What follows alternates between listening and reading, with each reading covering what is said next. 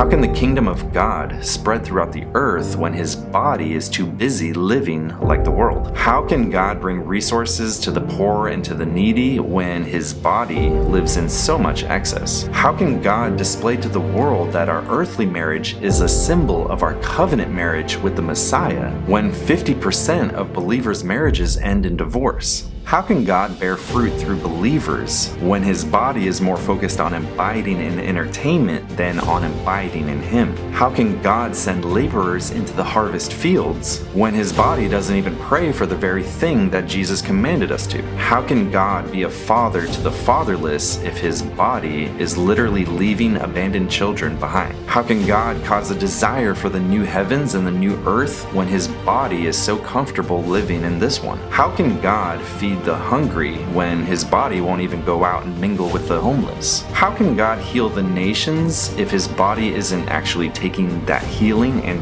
bringing it to the nations? How can God answer big prayers and move mountains when his body doesn't even stop for a moment to pray? How can God raise up those trapped in poverty and in the dirt when his body is afraid to get their hands dirty? How can God use us to teach all nations and to baptize them in his name when the only time we travel is for vacations?